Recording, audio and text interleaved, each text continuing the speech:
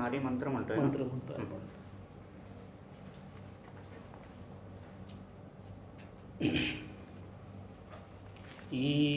ఈశావాస్యం ఈశావాస్యం ఇదం సర్వం యత్కించ జగత్యా జగత్ తేన త్యక్తేన భుంజితా మా గృధ కస్యస్విత్ ధనం కుర్వన్నేవేహ కర్మాణి జిజివిషేత్ శతగం సమాహ ఏవం త్వయి నాన్యతేతోస్తి న కర్మ లిప్యతే నరః అసూర్యానామ తే లోకా అంధేన తమసావృతా తాన్స్తే ప్రత్యాభిగచ్చంతి ఏకే చ ఆత్మహనో జనః అనేజదం ఏకం మనసో జవీయో నైనం దేవాన్ ఆప్నువన్ పూర్వం అర్షత తద్ధావతో అన్యాన్ అతితో తిష్టత తస్మిన్ అపో మాతరిష్వాన్ దధాతి తద్ ఏజతి తద్ న ఏజతి తద్దూరే తద్వాంతికే తద్ అంతరస్య సర్వస్య తదు సర్వస్య అస్య బాహ్యతః యస్తు సర్వాణి భూతాని ఆత్మన్ ఏవ అనుపశ్యతి సర్వభూతేషు చ ఆత్మానం తతో న విజుగుప్సతి యస్మిన్ సర్వాణి భూతాని ఆత్మైవ అబుద్విజానత తత్ర కో మోహః కః శోక ఏకత్వం అనుపశ్యతః సపర్యగాత్ శుక్రం అకాయం అవ్రణం అస్నావిరం శుద్ధం అపాపవిద్ధం కవిర్మనీషి పరిభూః స్వయంభూః యాథా తథ్యో అర్థాన్ వ్యదధాతి శాశ్వతిభ్యః సమాభ్యః అంధం తమః ప్రవిశంతి ఏ అవిద్యాం ఉపాసతే తతో భూయ ఇవ తే తమో య ఉ य उ विद्यायां रतः विद्यायां रतः अन्यत् एव आहुः अन्यत् एव आहुः अविद्यया अविद्यया अन्यत् आहुर् अन्यत् आहुर्विद्यया विद्यया इति शुश्रुम् इति शुश्रुम् धीराणां धीराणां नस्तद्वित् नस्तद्वित् विचचक्षिरे विचचक्षिरे विद्यां च अविद्यां च विद्यां च अविद्यां च यस्तद्वे उभय यस्तद्वे उभयं यस्तद्वे उभयं यस्तद्वे उभयं सः सः अविद्यया अविद्यया मृत्युं तीर्त्वा मृत्युं तीर्त्वा विद्ययां विद्ययाम् अमृतम् अमृतम् अश्नुते अश्नुते हरि ओम. 9, 10 आणि 11व्या मंत्राला आपण सुरू करतोय. ज्ञानकांडाचा बीजमंत्र ईशावास्यम इदं सर्वं यत्किंच जगत्यां जगत तेन त्यक्तेन भुंजिता मा गृधः कस्यस्वित् धनम्. या मंत्राच्या वृत्तिमंत्रांना आत्तापर्यंत पाहून झालं. ज्ञानी किंवा ज्ञानमार्गामध्ये स्थित झालेला जो आहे आत्मदर्शन पूर्णपणे ज्याला झालेलं आहे आणि ज्याला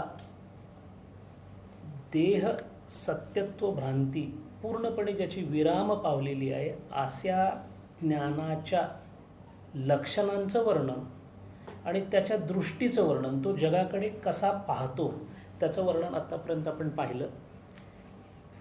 तो या जगामध्ये वावरतो, पण वावरताना त्याच्या मनामधला जो मंत्र आहे तो मंत्र मात्र तेन त्यक्तेन भुंजिता असा असतो. असा असल्यामुळे यस्तु सर्वानी भूतानी, जे जे माझ्या डोळ्यासमोर येईल त्या त्या डोळ्यातला त्या त्या भूतामधला विशेषण विशेषाचा भाग बाजूला करून केवळ अध्यासाला मनामध्ये ठेवून प्रत्येक व्यक्तीमध्ये असणाऱ्या आत्म्याच्या अधिष्ठानावर ज्याचं लक्ष केंद्रित होतं अशी ज्ञानी दृष्टी त्याला लागलेली असते. आणि मग तो सगळ्यांच्याकडे आत्मैक्य दृष्टीनं बघत असल्यामुळे आत्म्याचे जे गुण आहेत तेच गुण त्या व्यक्तीमध्ये त्याला दिसतात. किंबहुना जळी स्थळी काष्ठी पाशाने त्याला तेच दिसतं. आणि ते कोणते गुण आहेत? शुक्रम, शुद्धम, अपापविद्धम, अकायम, अव्रणम असं सगळं दिसल्यानंतर तो न विजिगुप्सते. आता ज्याला असं इतकं स्वच्छ छान आत्म्याचं दर्शन सगळ्याच ठिकाणी होत असेल त्याच्या ठिकाणी त्या आत्म्याबद्दल कोणत्याही प्रकारची असूया कशी उमटूच शकते? नजरेमध्ये स पश्यती या पश्यती, त्यांचं बघणं हे बघणं आहे असं म्हणतात. आपल्या दृष्टीमध्ये दोष आहे. आपल्याला दृश्य दिसतं पण दूषित दृश्य प्रधान आपली सृष्टी आहे. आत्म्याचं ज्याला दर्शन झालेलं आहे त्याच्या दृष्टीमध्ये तो जे पाहतो ते एकत्वम अनुपश्यती असं असल्यामुळे अशा कोणत्याही व्यक्तीपासून त्याला कोणत्याही प्रकारची असूया वाटत नाही. आणि तो आणि ते एकच झाल्यामुळे जिथे द्वैत नाही तिथे भय नाही. म्हणून तत्र को मोह हा कह शोक अशी त्याची अवस्था झालेली असते. ज्ञानी माणसाच्या स्थितीचं वर्णन करणं उपनिषदांमध्ये केलेलं आहे आणि करणं सोपं जातं. कारण ज्ञानाच्या अवस्थेमध्ये वर्णन करण्यासारखं फार कमी आहे. ज्याला सगळं एकच दिसतं, जो सगळीकडे एकत्वाने पाहतो, सर्वत्र तो आनंद स्वरूप झालेला आहे, आनंदाच्या डोही आनंद तरंग ज्याच्याकडे येत आहेत, अशा तुकारामांना जग आनंदाने भरलेलंच वाटलं. त्यांच्या आजूबाजूला असणाऱ्या सगळ्या दुःखांमध्ये, आजूबाजूला असणाऱ्या सगळ्या वैविध्यांमध्ये त्यांना दुसरं तिसरं काहीच दिसलं नाही. त्यामुळं अशा ज्ञानी माणसाचं वर्णन करणं अत्यंत सोपं आहे. कारण त्याची सृष्टी जी आहे, त्याची जी जाण आहे ती फक्त आत्मतत्वाशीच निगडीत आहे. एक रस एकमेवाद्वितीय नित्य शुद्ध बुद्ध असं आत्मतत्व सर्वत्र दिसल्यामुळे त्याच्यामध्ये कोणत्याही प्रकारची विविधताच नाही आहे. आणि अशी विविधता नसल्यामुळे ज्ञानाचं वर्णन आणि ज्ञानी माणसाचं वर्णन, आत्म्याचं वर्णन करणं तुलनात्मक किंवा अपेक्षेने सोपं आहे. पण त्याच्या थोड्या खालच्या पातळीला आल्यानंतर जो दुसरा बीजमंत्र आहे कुर्वन्नेवेह कर्माणी जिजीविषेत शतगाम समाहा, एवं त्वयी ना अन्यथो अस्ति, हा एकच मार्ग आहे. तू एक तर ज्ञानी असशील, ज्ञानी होशील किंवा ज्ञान अवस्थेमध्ये असशील. जर नसशील तर तुला असणारा दुसरा मार्ग एकमेव. याचा अर्थ जीवनामध्ये मला माझ्या खऱ्याखुऱ्या कल्याणाची जर इच्छा असेल आणि खरोखरच मी शम करोति इति शंकरम या न्यायाने माझ्या स्वकल्याणासाठी प्रयत्न करणार असेल तर उपनिषदांनी सांगितलेल्या उपदेशाप्रमाणे मला एक किंवा दोन यापैकी एकच मार्ग घ्यावा लागेल. ज्या पहिल्या मार्गामध्ये मी असेन, जर मी ज्ञानी असेन तर उपनिषदांचा मला उपयोगसुद्धा नाही. कारण उपनिषद हा शब्द ज्ञान, विद्या हे सगळे शब्द जिथं तोकडे पडतात त्या अवस्थेवर आरूढ झालेल्या ब्रह्मविद असा जो आहे त्याला या सर्व ज्ञानाचा उपयोग काहीच नाही. कारण तो ज्ञानी आहे, तो ज्ञानामध्ये रत आहे, ज्ञान प्रकाशामध्ये तो नाहून निघालेला आहे. या उलट जिथे आपण नाही आहोत याची आपल्याला निश्चित खात्री आहे, अन्यथा आम्हाला दुःख आणि सुख या दोन अनुकूल प्रतिकूल गोष्टींचा कोणत्याही प्रकारचा त्रास झालाच नसता. जेव्हा मला तो होतो याचा अर्थ मी पहिल्या बीजमंत्रामध्ये वर्णन केलेल्या ज्या काही व्यक्तीचं, ज्या काही स्थितीचं ते वर्णन आहे त्या स्थितीपासून मी दूर आहे. आणि तसा दूर असेल तर दुसरा बीजमंत्र मला लागू पडतो जो कर्माशी संबंधित आहे. पहिल्या बीजमंत्रामध्ये केवळ ज्ञान आहे, कर्माचा लवलेशसुद्धा नाही. आणि दुसऱ्या बीजमंत्रामध्ये कर्माशी संबंधित सर्व काही सांगितलेलं आहे. आणि जर कर्माशी संबंधित सांगितलं असेल तर त्याचा अर्थ असा होतो की मी ज्ञानी नसल्याने, मी कर्माने बद्ध असल्याने, मी करत असलेल्या कर्मामध्ये जर कशा प्रकारे कर्माचा अभ्यास करावा म्हणजे याच कर्मामधून मला या कर्माच्या पलीकडे तरुण जाता येईल असा त्याचा सरळ सरळ अर्थ होतो. आणि म्हणून या कर्मामध्ये हे कर्म नेमकं कसं करावं आणि या कर्मामध्ये कोणत्या अधिकाऱ्याच्या विविध पातळ्या आहेत, कर्मामध्ये नेमकं काय होतं याचा अत्यंत गूढ, गंभीर आणि थोडासा गूढता असणारा असा अभ्यास या 3 मंत्रांमध्ये आहे, जो मंत्र 9वा, 10वा आणि 11वा आहे. या 3 मंत्रांना खूप महत्त्व आहे अशा दृष्टीने की इथे बऱ्याचशा तत्त्वज्ञानातल्या, उपनिषदातल्या संकल्पना स्पष्ट करून सांगण्यात आलेल्या आहेत. इथे सगळ्यात महत्त्वाची गोष्ट, आपण मंत्रांकडे जाण्याच्या अगोदर हे जरुरी आहे की साधारण काय या 3 मंत्रांच्या मागची पार्श्वभूमी आहे. उपनिषद स्फुरलेले मंत्र आहेत. स्फुरलेल्या मंत्रांमध्ये झालेल्या अनुभूतीचं वर्णन करण्याचा तोटका प्रयत्न त्या ऋषींनी केलेला आहे. कारण आपण करत असलेल्या उपदेशाची कोणाला तरी उपयोग होईल असा कोणताही उद्देश समोर ठेवून ऋषींनी ते केलेलं नाही. वेद निश्वासित आहेत याचाच अर्थ एका विशिष्ट पातळीवर आलेल्या अनुभवामध्ये, अनुभूतीतून सहज बाहेर पडलेले ते उद्गार आहेत. आता अशा अत्युच्च पातळीवरून बाहेर पडलेल्या उद्गारांचा संयुक्तिक अर्थ लावण्यासाठी तितक्याच ताकदीचा जर भाष्यकार असेल तर त्या शब्दांचा तो अर्थ व्यवस्थित करू शकेल. कारण 6 प्रमाणामधलं शब्द प्रमाण हे अत्यंत उच्च प्रमाण अद्वैत मानतं. आणि म्हणून ज्याने सांगितलं तो ब्रह्मज्ञानी असल्यामुळे जो साधारण ब्रह्मज्ञानाच्या पातळीला बसू शकतो अशा भगवतपाद शंकराचार्यांनी ज्या पद्धतीने हा मंत्र सांगितलेला आहे किंवा विशद करून सांगितलेला आहे त्याला पारंपरिक किंवा सांप्रदायिक पद्धतीने तशाच पद्धतीने अभ्यास करावा लागतो. आणि आता आपण जेव्हा मंत्र पाहतो तेव्हा लक्षात येईल की बरेचसे शब्द आपण ऐकलेले असून आपल्याला अध्यवृत असणारा त्याचा अर्थ इथे संपूर्णपणे विपरीत वाटतो. आणि तो तसं वाटण्याचं कारण की वेदांमधल्या शब्दांचा अर्थ व्यावहारिक संस्कृतपेक्षा अत्यंत वेगळा असल्यामुळंच यास्काचार्यांनी निरुक्त नावाचं पुस्तक लिहिलं. उत्पत्तीशास्त्राचं ते पुस्तक आहे, तो शब्दकोश नाही आहे. शब्दकोश अमरकोश आहे, पण किंवा त्याला निघंटू म्हणतात शब्दकोशाला.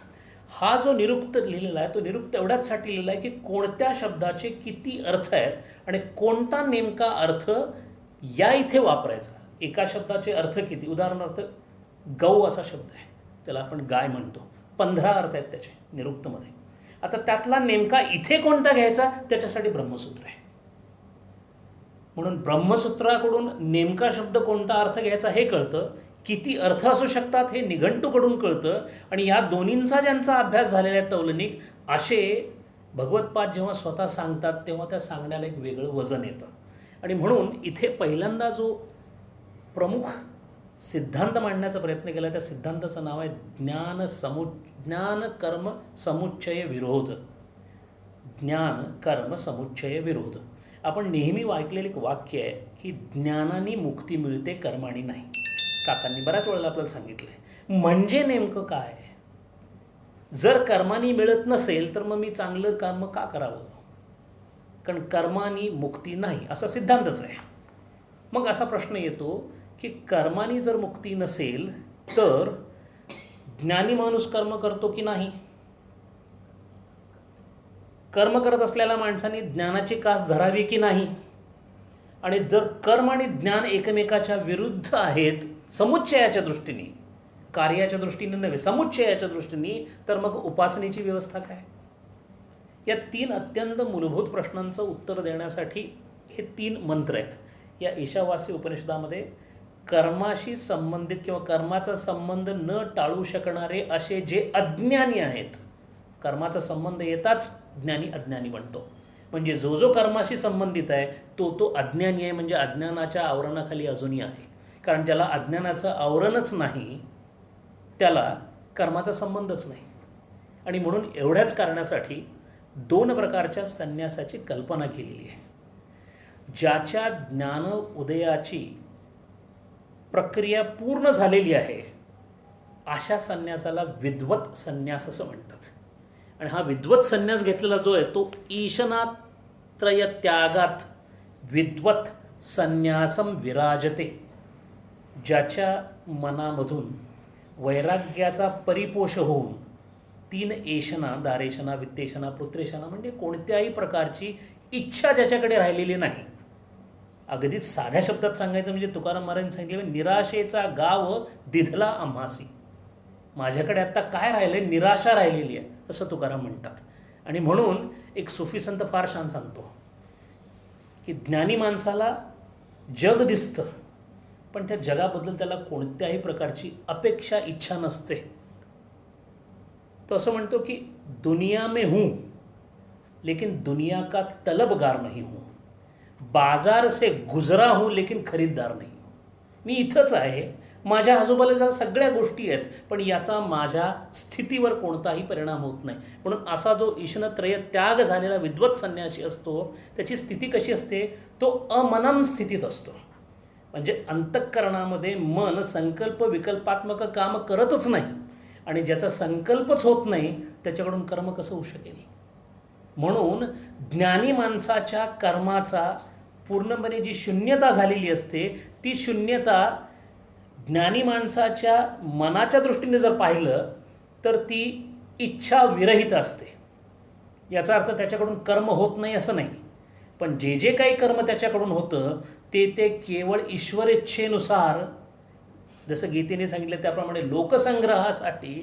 आणि तसं कर्म होतं म्हणूनच तर आज आपण हे वाचायला इथं बसलो.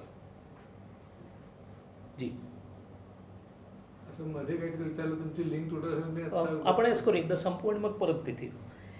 अमनम स्थितीमध्ये इच्छा प्रक्रियेचा विनाश झालेला असतो. म्हणजे संकल्पात्मक म्हणजे करत असलेल्या कर्माला जी साधन सामुग्री लागते ती तिथे आहेच. कर्म त्याच्या हातून होईल पण ते कर्म केवळ प्रारब्धानी. आणि त्याचं चांगलं उदाहरण असं दिलेलं आहे की एखाद्या कुंभाराने मडकं करत असताना जेव्हा एखादं चाक सोडून दिल्यानंतर ते काही काळ फिरत राहतं, तद्वत तेवढ्याच प्रारब्धापुरतं त्याच्याकडून कर्म होत राहील. पण त्या कर्माला तो कर्माचा लवलेश किंवा त्याला न लिप्यते नरे असे त्याच्या पद्धतीचे असण्याचं कारण असं आहे की तो विद्वत संन्यासी असल्यामुळे, ज्ञानस्थितीत रत असल्यामुळे त्याच्याकडून अशा कोणत्याही कर्माची जी काही अपेक्षा होते ती केवळ ईश्वरेच्छेने झालेली कर्म असतं. असं असल्यानंतर त्या कर्माबद्दल त्याची अनुभूती कशी असते? होतं माझ्या हातून हे त्यालाही कळतं. तर तिथे फरक सांगताना असं सांगितलेलं आहे की विचारसागर रहस्यामध्ये म्हणतात की एखाद्या नाटकामध्ये काम करत असणाऱ्या एखाद्या पात्राला जर कळालं असेल की मी नाटकात काम करतोय तर त्याचं काम चालू राहतो, फक्त काम करत असताना त्याला मी नाटकात काम करतो इतकं कळतं, आणि बाकीच्या पात्रांना मात्र धाय मोकलून रडावंसं वाटतं, कारण त्यांना सत्यता वाटते, याला त्याच्यातली मिथ्यत्व कळालेलं असतं. त्यामुळे असं मिथ्यत्व कळाल्यानंतर प्रत्येक गोष्टीच्या अध्यासाकडे नजर ठेवून जे त्यांचं कर्म होतं त्या कर्माचा त्यांना कोणत्याही प्रकारचा लवलेश किंवा कर्म विपाक त्यांच्या बाबतीत शक्य होत नाही. असा विद्वत संन्यास ज्याचा झालेला आहे त्याबद्दलची गोष्ट वेगळी, पण असा विद्वत संन्यास ज्याचा झालेला नाही, जो अजूनही कर्माशी बांधला गेलेला आहे, जो अजूनही मायेच्या खाली, कारण कर्म म्हटल्याबरोबर त्रिगुण आलं, प्रकृती आली किंवा माया आली, म्हणून जो माया तत्वामध्ये त्रिगुणांनी त्रस्त होऊन की त्रिगुणांनी बद्ध होऊन कर्माशी बांधला गेलेला आहे असा जो आहे, पण ज्याच्याकडे या कर्मातून आपण बाहेर पडावं आणि ज्ञानप्राप्तीकडं पुढे जावं अशी ज्याची इच्छा आहे अशा व्यक्तीला विविदिशा संन्यस्त असं म्हणतात. विविदिशा म्हणजे इथे वेत्तुम इच्छा इति विविदिशा. वेत्तुम म्हणजे वेद, विद म्हणजे माहिती करून घेणे, जाणणे, जाणण्याची इच्छा ठेवणारा जो, त्याला जिज्ञासू असाही शब्द आहे. पुढे अधिकाराच्या पातळ्या येणार आहेत त्याच्यामध्ये हा जिज्ञासू येणार आहे. म्हणून चतुर्भुजम भजते माम हा जो श्लोक आहे त्यामध्ये जी 4 वर्णनं केलेली आहेत त्यापैकी जो जिज्ञासू आहे, कारण बाकीच्यांच्या हाका ज्या आहेत, ज्ञानी आहे त्याचा त्या प्रश्नच नाही, कारण त्याच्या हाकेला साथ द्यायला तो तिथेच उभा आहे. जो जिज्ञासू आहे तो त्याची हाक ऐकण्यासारखी आतुर झालेला आहे, आणि बाकीचे जे 2 आहेत त्यातला एक अडकलेला आहे म्हणून बोलवतोय, अर्थ आहे तो, आणि दुसरा जो आहे तो त्याच्यातून what is in it for me या नयाने पृथ्वीकडे किंवा या नयाने जगाकडे पाहतोय. यापैकी जो विविदिशा संन्यास किंवा ज्याला मुक्तीची इच्छा आहे, मुक्तम इच्छितु मुमुक्षु, ज्ञातुम इच्छितु जिज्ञासू, वेत्तम इच्छा विविदिशा, म्हणून जो श्रवण मनन निदिध्यासन असे 3 हत्यार घेऊन विविदिशा संन्यासामध्ये प्रवेश करून विद्वत संन्यासाकडे मार्गक्रमणा करण्यासाठी जातो, त्याच्या मनामध्ये येणाऱ्या ज्या शंका आहेत त्या शंका, तो करत असलेल्या साधनांचा जो काही उहापोह किंवा विचार आहे तो या 3 मंत्रांमध्ये झालेला आहे. विविदिशा संन्यास जो आहे तो कर्म विफलत्वात, ईशना विफलत्वात, ज्ञान संपादन इच्छत्वात वैराग्यम, म्हणजे वैराग्य हवं याची जाणीव झालेली असते, माझं कुठेतरी चुकतंय याची जाणीव झालेली असते, पण अजूनही त्यानुसार जे काही करायला पाहिजे ते अजून पूर्ण झालेलं नाही आहे. म्हणून इथे एक उत्क्रमण नावाचा प्रकार सांगितला आहे. तो असा आहे की एक अशा प्रकारचे बहुतांश लोक आहेत जे सकामतेमध्ये डुबून गेलेले आहेत, बुडून गेलेले आहेत, म्हणजे त्यांच्या प्रत्येक कर्मामध्ये काम्य कर्म ही एकमेव अंतर्भूत गोष्ट आहे. आता काम्य कर्मामध्ये सुद्धा जे काम्य कर्म ज्या इच्छेने केलेलं आहे त्या इच्छेच्या गुणात्मक पातळीनुसार ते निषिद्धतम, निषिद्धतर की निषिद्ध हे ठरतं. तिन्ही निषिद्ध आहेत. काम्य कर्मच निषिद्ध आहे. जिथे जिथे मला करत असलेल्या कर्माचं फल मला मिळावं अशी इच्छा करून जे केलं जातं त्या कर्माला निषिद्धच मानलं गेलेलं आहे. पण असं काम्य कर्म करताना सुद्धा निषिद्धतेची कोणती पातळी त्यानं गाठलेली आहे त्याच्यावर त्याच्या गुणांच्या प्रभावानुसार त्याचं कामयुक्तता किती आहे ती लक्षात येते. आणि असा जो आहे त्याला एका श्लोकामध्ये जन्मना जायते शूद्रः असं म्हटलेलं आहे. म्हणजे जन्माला जो आला, ज्याला कर्माचं कौशल्य अजूनही कळालेलं नाही, कर्मामुळे काय होतं याची अजूनही पुसुटशीसुद्धा कल्पना आलेली नाही, अशा अवस्थेमध्ये प्रत्येक उत्क्रमण करणारा जीव असतो. तो त्याच्या वयाशी पूरक असेलच असं नाही, म्हणजे लहान मुलांकडून कर्माचं ज्ञान अपेक्षित नाही आहे. म्हणून जन्मना जायते शूद्र. पण द्विज ही जी संकल्पना आहे ती अशी आहे, कर्मना द्विज उच्यते. इथे आता तो कर्माचा विचार करायला लागलेला आहे, आणि कर्माचा विचार करतो त्याच्यासाठी तो काय करतो, तो धर्माचा आधार घेतो. म्हणून जिथे जिथे धर्माच्या प्रभावामुळे, धर्म म्हणजे समुचित धारणा जी मनामध्ये विश्वाबद्दलची आणि स्वतःबद्दलची, देवतांबद्दलची आणि यानंतरच्या जगताबद्दलची जी धारणा मनामध्ये झालेली आहे, अशी धारणा कोणाकडून तरी श्रवण करून किंवा स्वतः मनन करून जी झालेली आहे, अशा धर्मानी जेव्हा त्याच्याकडून होत असणाऱ्या निषिद्ध कर्माची संख्या कमी कमी करत आणली जाईल, तेव्हा असा जो धर्म म्हणजे जे त्याच्या बुद्धीचं लक्षण आहे, तो त्याला त्याच्या आत्महत्येपासून वाचवतो. म्हणून धर्मो रक्षती रक्षतः. आणि असं रक्षण करणारा असल्यामुळे पहिला धर्माचं लक्षण असं आहे की काम कर्षण अशक्तता. जेवढं काम्य कर्म आहे त्याचं कर्षण जे आहे ते अशक्त होत जातं. म्हणजे सकामाकडून तो निघाला, कामयुक्ततेकडून तो आता कामकर्षण अशक्ततेकडे आला. आणि असा कामकर्षण अशक्ततेकडे आला की हळूहळू त्याच्या काही कर्मांमधली काही कर्म ही निष्काम कर्म व्हायला लागतात. या प्रगतीमध्ये जेव्हा तो कामकर्षण अशक्ततेकडून निष्काम कर्मतेकडे जातो, तेव्हा त्याचा दुसरा जन्म झाला, द्विज असं त्याला म्हणतात. म्हणून जन्मना जायते शूद्रः कर्मना द्विज उच्यते. आता मात्र ज्यांनी निष्काम कर्मामध्ये प्रावीण्य मिळवलेलं आहे किंवा किंबहुना ज्याच्या संपूर्ण कर्मामधला दोष हळूहळू निघून जातो, जेव्हा जेव्हा कर्माला फलाच्या अपेक्षेचा दोष लागतो, तेव्हा कर्म मलिन झालं असं म्हणतात. आणि असा कर्माची मलिनता जेव्हा आपल्या निष्काम कर्मांनी जाणून घेऊन जेव्हा तो तशा प्रकारचं कर्म करतो, तेव्हा तो हळूहळू निर्मल होतो. मलाचं प्रमाण कमी होऊन तो निर्मल होतो. अशी ज्याची निर्मलता झालेली आहे, ज्यालाच आपण चित्तशुद्धी असं म्हणतो, अशी चित्तशुद्धी झाल्यानंतर म्हणजे सकाम कर्माकडून निष्काम कर्माकडे आला, निष्काम कर्मांनी मलरहित झाला, मलरहित झाल्यामुळे तो निर्मल झाला, त्याची चित्तशुद्धी झाली. अशा चित्तशुद्ध झालेल्या साधकामध्ये विवेक आणि वैराग्याची प्रदीप्तता ही फार जोमाने वाढायला लागते. आणि जेव्हा अशी वैराग्य प्रदीप्तता वाढते आणि ईशनाशक्ती हळूहळू विरह पाहायला लागते किंवा जी विराजित व्हायला लागते, तेव्हा तो विप्र होतो. आणि म्हणून त्याला वेद पाठेन विप्रहा स्यात् अशी तिसरी अवस्था आहे. पहिल्यांदा तो जन्मना जायते शूद्रः होता, कर्मना द्विज उच्यते, वेद पाठेन विप्रहा स्यात्.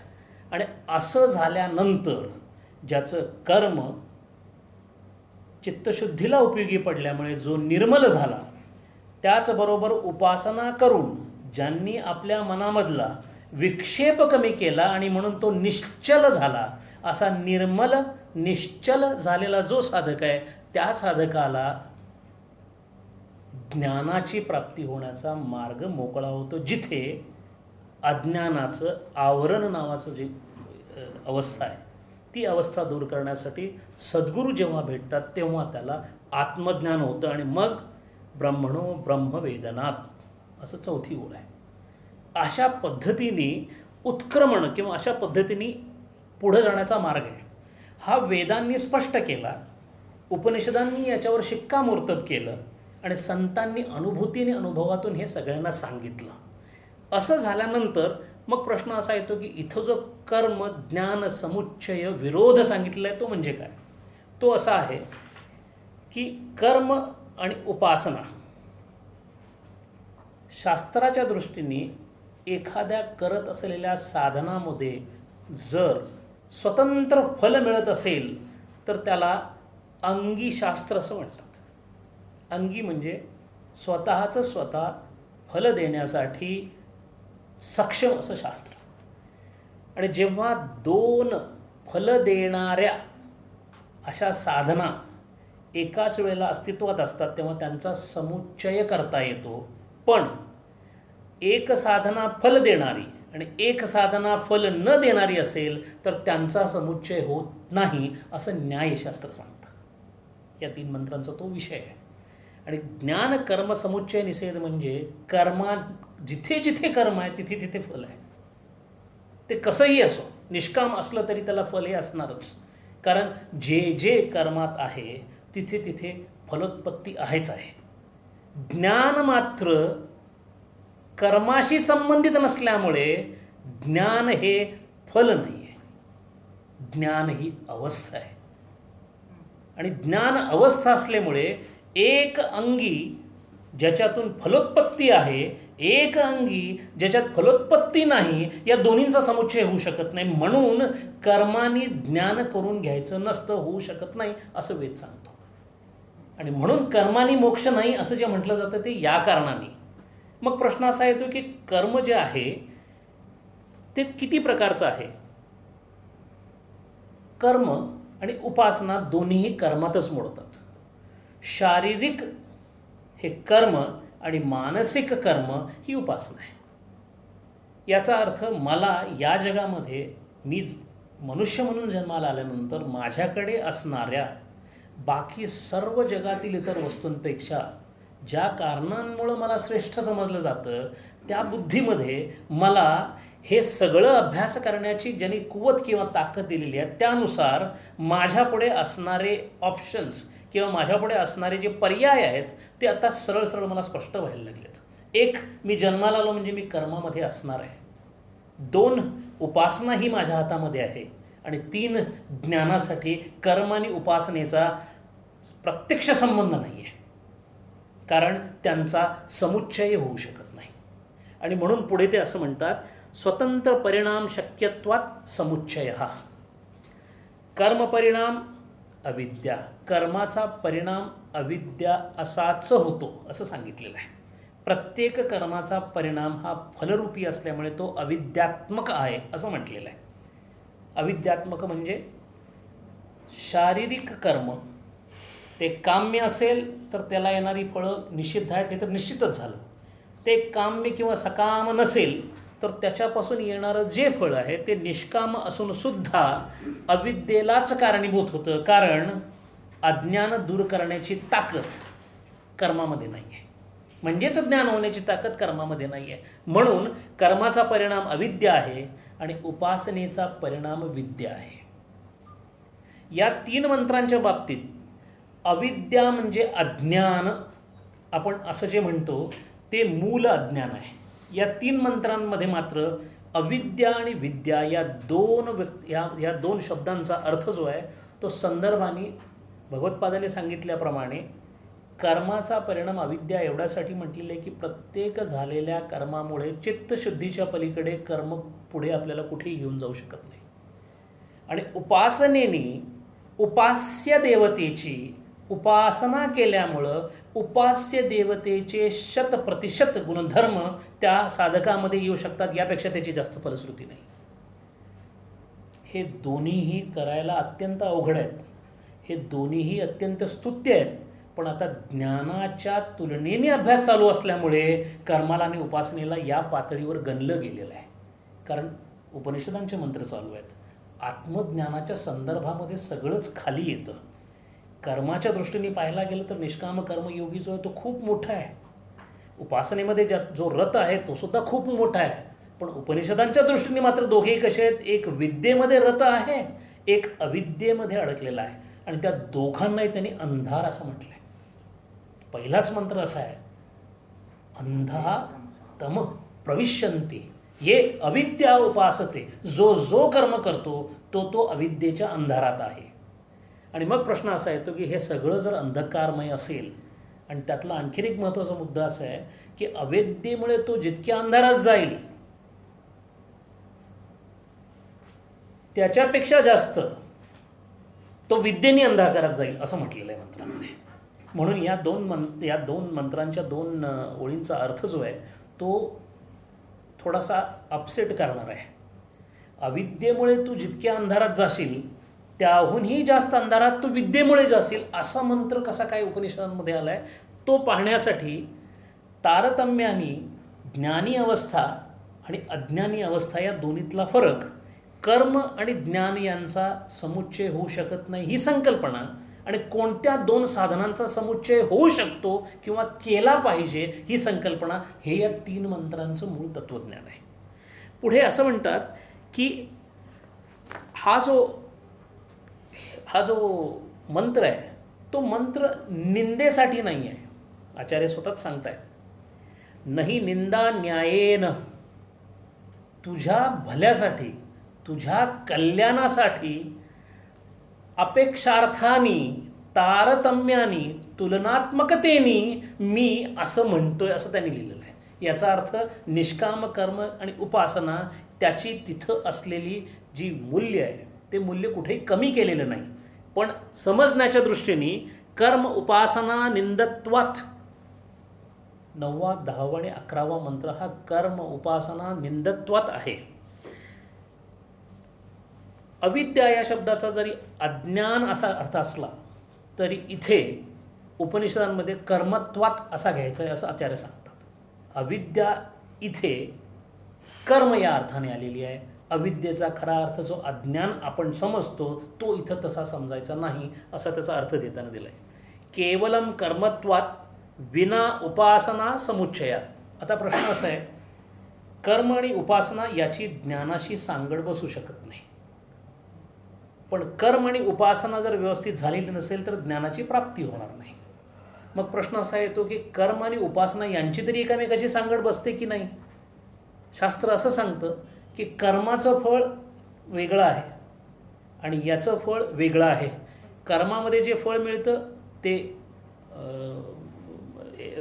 लोक्य म्हणजे ज्याला अनुभवाच्या पातळ्या मिळतात, आणि जे देवलोक जो मिळतो तो विद्येने किंवा उपासनेने मिळतो. उपास्य देवतेचं आपल्याला सगळे गुण अनुभवायला येतात. तेव्हा या दोन्हींचा समुच्चय होऊ शकतो. पण असं असू शकतं का की एखाद्याने कर्माकडे दुर्लक्ष केलंय पण उपासनेवर केंद्रित केलंय पूर्ण? ही शक्यता आहे. एखादा उपासनेमध्ये इतका पुढे जाऊ शकतो की तो कर्माकडे इतकं लक्ष देणार नाही, आणि याचं अत्यंत आदर्श उदाहरण म्हणजे रावण आहे. उपासनेने तो इतक्या उच्च पातळीपर्यंत पोहोचला होता, पण कर्माने मात्र तो अत्यंत निषिद्ध पातळीला होता.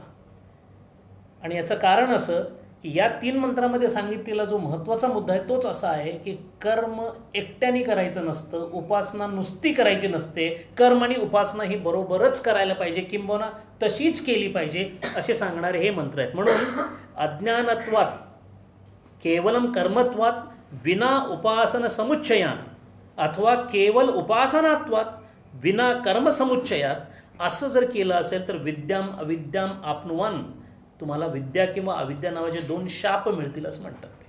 आता याला शाप म्हणण्याचं कारण, आणि अविद्येमुळे अंधारात जातो आणि विद्येमुळे त्याहूनही अंधारात जातो असं का म्हटलं त्याचं थोडंसं विवरण आपण बघूया.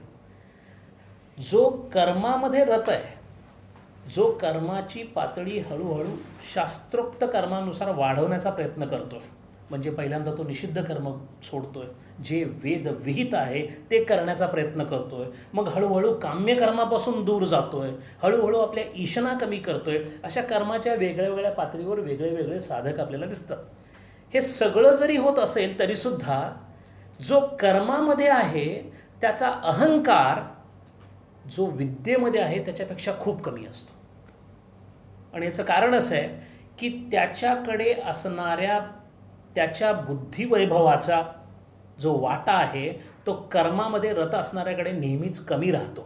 या उलट जो केवळ उपासनेमध्ये रत आहे त्याच्याकडे त्याच्या विद्येमुळे, कारण ज्या उपास्य देवतेच्या तुलनेने तो त्याच्या पंक्तीला जाऊन बसतो तिथे मात्र त्याला येत असणाऱ्या ज्या काही सिद्धी असतील किंवा जे काही त्याच्याकडं आलं असं त्याला वाटत असेल, किंवा मला ज्ञानाची कक्षा आता आणखीन विस्तारण्याची शक्यता किंवा गरज नाही असं वाटल्यामुळे त्याच्यामध्ये येणारा जो अहंकार आहे तो दर्प म्हणजे कितीतरी पटींनी कर्मापेक्षा जास्त आहे. आणि म्हणून केवळ कर्माला साधन म्हणून काम करणारा माणूस जर असेल तर तो अंधारातच जाईल. पण त्याहूनही अंधारात कोण जाईल तर हाफ बेक्ड नॉलेज, म्हणजे जो उपासनेनी तुलनात्मक स्वर्गापर्यंत पोचलेला आहे. आणि म्हणून बऱ्याच वेळेला पुराणांमध्ये हे परत परत सांगण्यासाठी बहुतेक सगळ्या देवांचे अपमान झाल्याचे दिसतात, आणि सगळ्यांना त्यांना सोडवणारे जे आहेत ते ऋषी आहेत, कारण ऋषी ब्रह्मज्ञानात रत आहेत आणि हे मात्र आपल्या उपासनेने तिथं पोचलेले आहेत.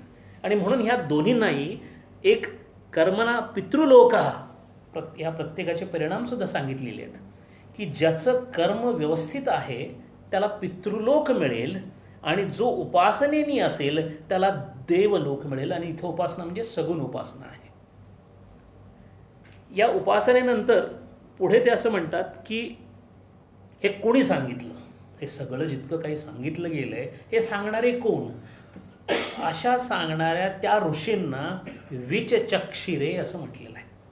विचचक्ष म्हणजे ज्यांनी याचा अनुभव घेऊन याच्यातली संपूर्ण उतरंड अभ्यास करून या विद्या आणि अविद्येची किंवा कर्म आणि उपासनेची व्यवस्थित व्याख्या केलेली आहे अशा ऋषींना विचचक्षिरे असं म्हटलेलं आहे. आणि असे जे सांगणारे जे आहेत ते विद्वान आहेत. विद या शब्दाचा अर्थ जानाति ज्ञात्वा अनुतिष्ठती अपि, म्हणजे ज्ञान होऊन सुद्धा जे झालेल्या ज्ञानाची व्यवस्थित उकल करून व्याख्यात्मक पद्धतीने सांगतात, म्हणजे जे द्रष्टे आहेत अशा लोकांनी सांगितल्यामुळं, म्हणून मंत्रामध्ये त्यांना इति शुश्रूम धीरानाम असं म्हटलेलं आहे. धीरानाम म्हणजे ज्यांना बुद्धी ज्यांची त्या ऋतंभरेपर्यंत पोचलेली आहेत त्यांनी हे सांगितलेलं आहे. पुढे असं म्हणतात की या अविद्येची आणि मग उपासनेची फलंही मिळणारच आहेत, कारण दोन्ही कर्म आहेत. मग त्याची काय फळं आहेत ते सुद्धा तू समजावून घे, म्हणजे तुझ्या लक्षात असं येईल की तू नेमका या संपूर्ण विश्व, तू दोघांचं एकमेकाशी असणारं नातं आणि ब्रह्म या संपूर्ण नकाशामध्ये तुझं स्थान नेमकं कोणतं आहे ते तुला कळेल आणि त्याचा तुझ्या साधनेला उपयोग होईल. आणि म्हणून असं म्हणतात अविद्यया मृत्युः तीर्त्वा. अविद्येचा परिणाम जो आहे तो मृत्यूला तारून जाण्यासाठी आहे. आता प्रश्न असा येतो, जर तुम्ही अविद्या म्हणता तर ती मृत्यूला कशी तारते? अविद्या मृत्यूला कशी तारू शकते? त्याचं पुढे आणखीन आचार्यांच्या भाष्यामध्ये येणार आहे, पण थोडक्यात त्याचा अर्थ असा आहे की अविद्येमध्ये मी आहे आणि मी त्यामध्ये बुडून गेलो याची मला पूर्ण कल्पना आहे. मग जर मी पाण्यामध्ये बुडणार असेल तर बाहेर येण्यासाठी मला त्या पाण्यामध्येच हात मारावे लागणार आहेत. जर मी कर्माने खाली गेलो असेन ते कर्मच मला तारून घेऊन जाणार आहे. म्हणून मी माझा त्या विश्वामध्ये असणारं माझं अस्तित्व कशा पद्धतीचं ठेवावं. मी पाण्यात आल्यामुळे पोहणं मला क्रमप्राप्त आहे, बुडायचं की पोहायचं हे माझ्या हातात आहे, पण मला कोणत्याही परिस्थितीमध्ये कर्म टाळता येणार नाही आहे. म्हणून माझ्या कर्माच्या पातळीमध्ये गुणवत्तेने सुधार करून शास्त्राने सांगितल्याप्रमाणे जर मी पुढे पुढे जात राहिलो तर देन अविद्यया मृत्युः तीर्त्वा. तरणम किंवा मृत्यूतरणम स्वाभाविक कर्म स्वाभाविक ज्ञानम. वेदशास्त्र विहित कर्म जर केलं असेल, शास्त्र शरण होऊन जर कर्म केलं असेल तर बाह्यकर्मशुद्धी अंतर्कर्मशुद्धी असं झाल्यामुळे धर्मयुक्तम कर्म भवती अपेक्षार्थात मृत्युम तरती. आणि मृत्यूमध्ये अपेक्षार्थात असं म्हणण्याचं कारण असं आहे, एक असं आहे मृत्यू झाला आणि परत आला. अत्यंत खालची पातळी अशी की मृत्यू झाला आणि तिर्यक योनीत गेला. म्हणजे कर्माची पातळी इतकी निकृष्ट दर्जाची होती की तो या तिन्ही लोकांमध्ये न जाता तिर्यक योनीमध्ये गेला. या तिर्यक योनीमध्ये जाण्यामुळे त्याचा आता पुढचा जो प्रवास आहे तो भयंकर खुंटला. कारण आता परत नरदेहामध्ये आल्याशिवाय या 3 लोकांमध्ये जाण्याची कोणत्याही प्रकारची शक्यता नाही. या उलट ज्यांनी कर्मामध्ये शास्त्रशुद्ध शास्त्रविहित कर्म केला तो 3 पैकी एका लोकामध्ये जाऊ शकतो. आणि म्हणून मग असं जर जायचं असेल तर याच्यासाठी त्याला शास्त्रशुद्ध कर्म करावं लागेल. आणि शास्त्रशुद्ध कर्म म्हणजे जितकं जितकं कर्म म्हणून आहे तितकं तितकं शास्त्र शरणागतीने ते कर्म करावं लागेल. आणि शास्त्र शरणागतीने कर्म करण्याचा उपाय म्हणजे शास्त्राने घालून दिलेले नियम, ज्याच्यामध्ये सकाळी उठल्यानंतर कराग्रे वसती लक्ष्मीपासून संध्याकाळी झोपण्यापर्यंतचे मंत्र. याचा अर्थच प्रत्येक वेळेला कर्माची आणि कर्मापासून होणाऱ्या उद्भवणाऱ्या फलांची सतत मनामध्ये जागरूकता ठेवून माझ्याकडून असं कोणतंही कर्म होऊ नये, निषिद्ध तर अजिबातच नाही, पण अशी कर्म ज्याच्यामध्ये मला माझ्या फलाची अपेक्षा राहील असं कर्म मी अत्यंत जागरूकपणे जसं टाळत जाईन तशी माझ्या मनामध्ये होणारी कर्मसंबंधी संकल्प विकल्पात्मक वावटळ जी आहे ती हळूहळू कमी येईल. आणि अशी कमी आल्यानंतर माझ्या मनामध्ये होत असलेले पहिल्यांदा संकल्प कमी येतील.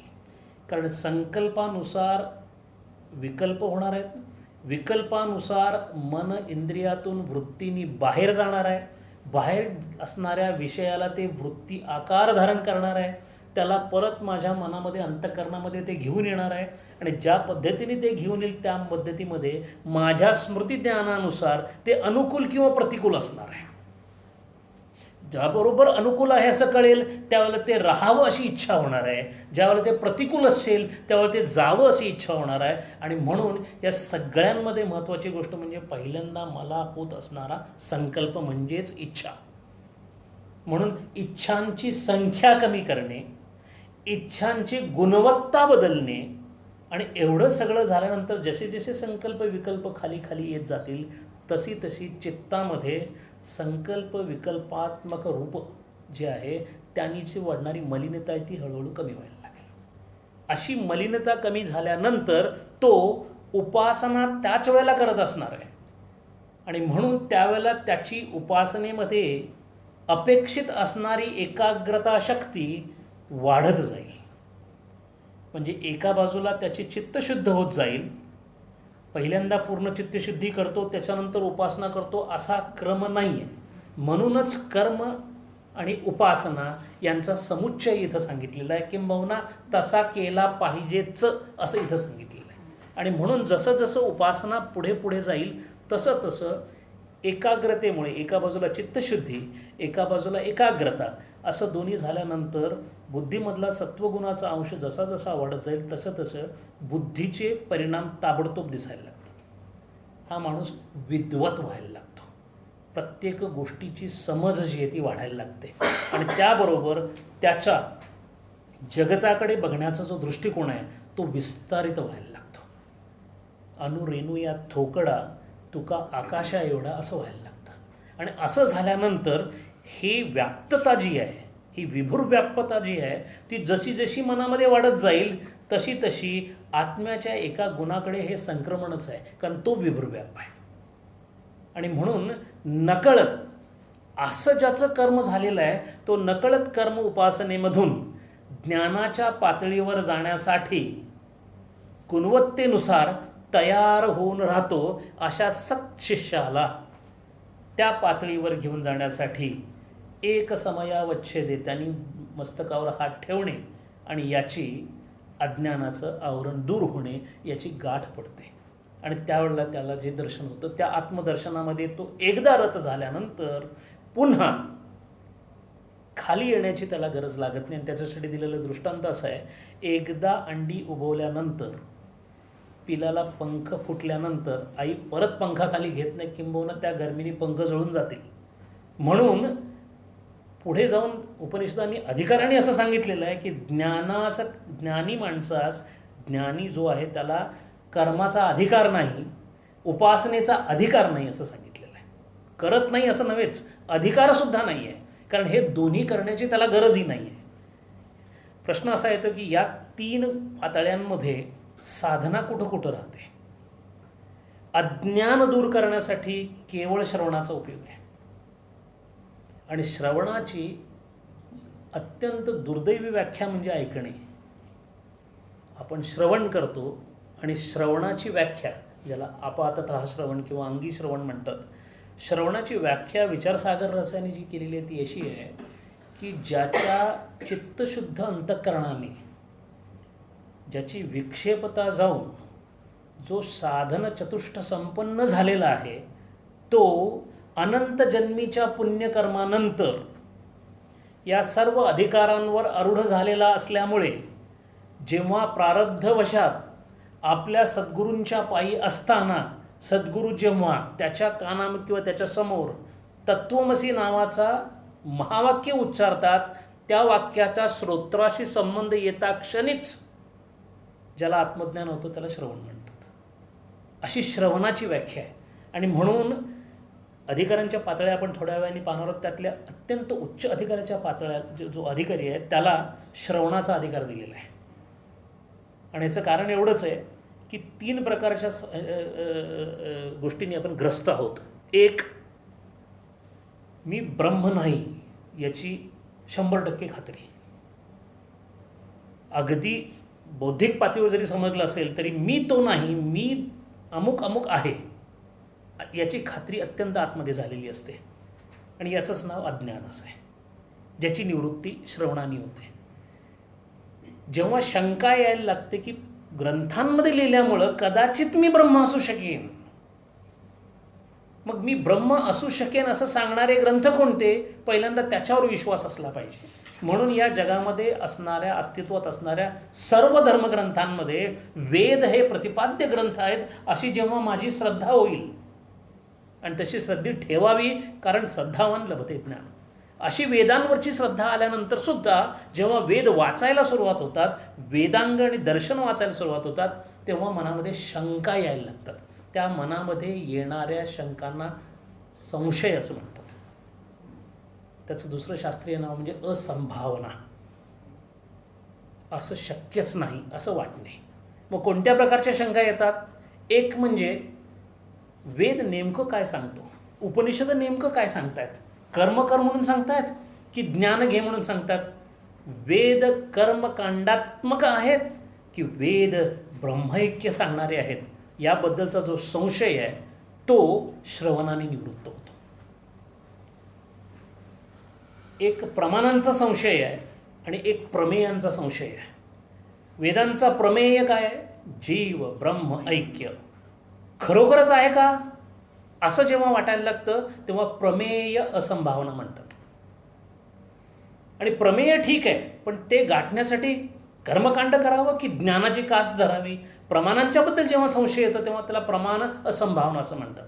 प्रमाण असंभावना श्रवणाने निवृत्त होते, प्रमेय असंभावना मननाने निवृत्त होते. आणि मनन म्हणजे असं असू शकेल का, असं असतं तर मग त्यांचं तसं कसं झालं, मग गोंदवलेकर महाराज असं कसं म्हणाले, मग रामकृष्णांना असं कसं झालं, हा जो विचार आहे, रिफ्लेक्शन ज्याला मनन म्हणतो आपण, ह्या दोन गोष्टी झाल्यानंतर वेदांचं प्रमेय पटतं, ज्ञान उत्तम हे पटतं, अद्वैत ही एकच शाखा आपल्याला पुढे घेऊन जाणारी हे सगळं पटतं. पण एवढं सगळं झाल्यानंतर जेव्हा मी माझ्या कर्माची शुद्धी करतो आणि जेव्हा मी उपासनेला बसतो, हे सगळं होत असताना जेव्हा जेव्हा मी त्या स्थानापासून थोडा खाली आल्यासारखं वाटतो तेव्हा परत मला माझ्या देहाबद्दल सत्यत्व वाटायला लागतं.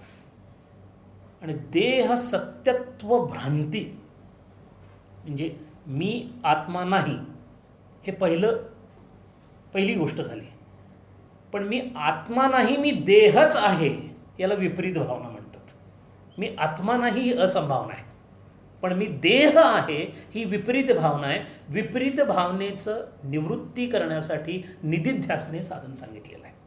आणि निदिध्यासन म्हणजे जे आहे ते सतत मनामध्ये धरून ठेवले. समर्थांच्या भाषेमध्ये सावध, साक्षेपी आणि दक्ष असं सतत करावं लागतं. म्हणून ब्रह्मपदावर आरूढ होताना सुद्धा निदिध्यासनाची तयारी बऱ्याच शिष्यांना करावी लागते. आणि म्हणून जो एकदा आरूढ झाला, कारण निदिध्यासनाची परिपक्व स्थिती म्हणजे समाधी असं विचारसागर रहस्यामध्ये लिहिलेलं आहे. जो सतत निदिध्यासन करतो आणि त्या निदिध्यासनाने शरीर मिथ्यत्वाची सत्यता पटते आणि आत्मसत्यत्व सर्वत्र दिसायला लागतं, त्यालाच समाधी असं म्हणतात. ती सविकल्प असेल किंवा निर्विकल्प असेल. अशा या अविद्येमधून मृत्यू कसा तरू शकतो हे सांगितलेलं आहे. आणि पुढे असं म्हटलंय की अविद्येच्या अभ्यासामध्ये कर्मामध्ये केलेल्या सुधारणेनुसार मृत्यूपासून तू वाचू शकतोस. इथंपर्यंत मृत्यू थांबवण्याचं झालं. पण दुसरंच त्याच्या मंत्रामधला दुसरा भाग असा आहे, विद्यया अमृतम अश्नुते, अविद्यया मृत्युम तीर्थवा विद्यया अमृतम अश्नुते. एक मरण थांबवतं किंवा मरणाला पार करण्यासाठी मदत करतं, एक अमरत्व देण्यासाठी मदत करतं. आणि हे जे अमरत्व आहे हे कठोपनिषदामध्ये आपण पाहिलं होतं की देवांना सुद्धा असलेलं अमरत्व हे तुलनात्मक आहे. जेव्हा जेव्हा ज्या कालानंतर जे जे काही संपेल तेव्हा तेव्हा त्यांनी तिथून परत यायचं आहे. आणि म्हणून असं जे तुलनात्मक अमृतत्वम आहे, म्हणून देवतात्म प्राप्तीही हा उपासनेचा फल आहे. ज्यांनी उपासना केलेली आहे, म्हणून आपण नेहमी पुराणामध्ये वाचतो की यांनी अमुक अमुक देवाची उपासना केली आणि मग ती देवी प्रसन्न झाली आणि तिने त्याला एवढे वर दिले. म्हणजे तिच्याकडे असणाऱ्या जितक्या सिद्धी, ताकद किंवा जे काही इच्छाशक्ती, कार्यशक्ती, ज्ञानशक्ती त्याची आहे. व्यक्तीची इच्छाशक्ती, कार्यशक्ती आणि ज्ञानशक्ती आपल्याला माहिती आहे, ही व्यष्टीची आहे, एका व्यक्तीची आहे. या व्यक्तींपेक्षा हजारो पटींनी केवळ द्योतनात, म्हणजे ज्यांच्यामध्ये खरोखरच बुद्धीमध्ये सत्वगुणाचा, प्रकाशाचा परिपोष झालेल्या अशा ज्या देवता आहेत, त्या देवतांमध्ये या 3 शक्ती अत्यंत जादा प्रमाणामध्ये पाहायला मिळतात. म्हणून जो मनुष्य उपासना करतो तो इतर मनुष्यांच्या पेक्षा देवतांचे गुण आपल्यामध्ये सामावून घेतो आणि या गुण सामावण्यामध्येच अहंभाव होण्याची शक्यता असते. म्हणून विद्येने तो अधिकतमात जातो असं मंत्रामध्ये म्हटलेलं आहे. मग तो अधिकतमात केव्हा जाणार नाही, जर चित्तशुद्धी असेल तर. म्हणून केवळ उपासना उपयोगाची नाही, केवळ कर्म उपयोगाचं नाही, या दोन्हीची सांगड किंवा समुच्चय असावा असं म्हटलेलं आहे. आणि म्हणून देवतात्म प्राप्ती किंवा जे उपासनेची जी प्राप्ती आहे ती कशी आहे, ती सुखमय आहे. त्याला दुःख विरहित सुखावस्था असं म्हटलेलं आहे. या दोन्ही अवस्थांच्या पलीकडे ब्रह्मपद आहे. तो अवस्था त्रयातीत. इथे मात्र दुःख विरहित सुखावस्था आहे. आणि म्हणून जेव्हा जेव्हा लय होईल, प्रलय ज्याला म्हणतो आपण, त्या पद्धतीने, किंवा जेव्हा त्याचं देवत्वाचं हे संपेल त्यावेळेला त्याला परत यावं लागेल. आणि म्हणून उपासना, कर्माबद्दल आपण पाहिलं, त्याच्या वेगळ्या पातळ्या पाहिल्या, तसं थोडंसं उपासनेबद्दल सुद्धा समजून घेऊया. शब्द उपासना मुळात उप आणि अस या 2 शब्दांपासून आलेला आहे. उप म्हणजे समीपे, असं म्हणजे अस्तित्वात. समीपे अस्तित्वात इति उपासना. कर्माने निर्मलत्व मिळतं, उपासनेने निश्चलत्व मिळतं. एक निर्मलत्वात आहे, एक निश्चलत्वात आहे. कोणत्याही आपल्या उपास्य देवतेसाठी, मग उपास्य देवता कोणती असावी याच्याबद्दल कोणत्याही प्रकारचं बंधन नाही आहे. ती लिंग स्वरूपामध्ये असू शकेल. सालिग्राम सगळ्यात जास्त वेदांमध्ये वापरलं गेलेलं उदाहरण आहे. तो दगड आहे, पण तो सुद्धा चालू शकतो. त्याचं कारण उपास्य देवता जी आहे त्याच्यामध्ये एका विशिष्ट देवतेची किंवा एका विशिष्ट ताकदीची किंवा एका विशिष्ट व्याकृत किंवा अव्याकृत अशा गोष्टीची संकल्पना करून त्याच्यावर मन केंद्रित करायचं आहे, त्याच्यावर ध्यान केंद्रित करायचं आहे. आणि म्हणून त्याच्यासाठी कसं असलं पाहिजे की इतर कोणत्याही विषयांचा संपर्क न होता केवळ जो मनामध्ये संकल्प केलेला आहे त्या आराध्य उपास्य देवतेशिवाय दुसरा कोणताही विचार मनात न येऊ देणे हा उपासनेचा गाभा आहे. म्हणून सततम समीपे अस्तित्वरूपेण तिष्ठते. ते जे काही आहे, ज्याची आराधना चाललेली आहे, आणि ह्या सगळं जे सांगतोय त्याच्या मागे जर फक्त समर्थांना घेतलं आणि समर्थांनी जे नाशिक किंवा टाकलीला केलं आहे ते बरोबर उपासनेचं रूप आहे. त्या संपूर्ण 24 तासामध्ये त्या सूर्याला अर्घ्य देताना ज्या देवताची रामाची उपासना चालू आहे, जळी स्थळी काष्टी पाशाने फक्त राम दिसतोय. अशा पद्धतीने जेव्हा ती उपासना होते, आणि म्हणून उपासनेमध्ये एक असे प्रकारही सांगितलेले आहेत. एक सगुण साकाराची उपासना आहे, म्हणजे इथे रामरायाची मूर्ती पण आहे, रामरायाचे गुण पण आहेत. जेव्हा ही उपासना एका विशिष्ट पातळीला पोचते तेव्हा उपासनेमध्ये रत असणाऱ्या उत्स्फूर्त अशा तुलसीदासांच्या तोंडून जे शब्द पडतात त्यांना ते ठुमक चलत दिसत होते. राम असे चालू शकतात याची साधकाला सहज कल्पना येत नाही. पण जो उपासनेमध्ये रत होतो, म्हणजे जो अत्यंत समीपे सततम तिष्ठती, तेव्हा मात्र जसे सूरदास होते. सूरदास गात असताना स्वतः डोळ्याने आंधळे होते आणि श्रीकृष्णाचा पाळणा म्हणत होते. यशोदा श्रीकृष्णाला पाळण्यात घालतीये, श्रीकृष्ण भगवान पाळण्यामध्ये झोपतायत आणि त्यांची झोप मोड होऊ नये म्हणून वसुमती म्हणजे यशोदा काय काय प्रयत्न करतीये हे सूरदास जेव्हा गात असत तेव्हा बऱ्याच वेळेला गात असलेल्या जागी त्या वडाच्या खाली जो पार असतो त्या पाराच्या तिथं जाऊन चुकून श्रीकृष्ण पडणार नाही ना याची काळजी घेत असत. याला उपासना म्हणतात. म्हणजे तसाच्या तसा बाळकृष्ण डोळ्यासमोर येऊन तो तिथे खेळतोय, तो माझ्याशी बोलतोय, हीच अवस्था मीरेची होती. कृष्णामध्ये मीरा जी कृष्णमय झाली होती, ही उपासनेचं सगुण साकाराचं रूप आहे. आकार त्यागेन गुणप्रचुरेन पूज्यते इति सगुण निराकार. केवळ गुणांचं जर हे झालं, आता आकाराला मागे टाकलेलं आहे, केवळ गुणांना पुढं घेऊन आलेलं आहे, अशी जी पूजा आहे, असं जी उपासना आहे ती सगुण निराकार आहे. आणि त्याची परिणिती निर्गुण निराकारामध्ये आहे. निर्गुण निराकाराची पूजा, कारण एकदा उपासना म्हटल्यानंतर मायेच्या खालीच येते. केवळ एकमेव ज्ञान आहे जे मायेला मागे टाकून पुढे जातं, माया अतिथ्यो.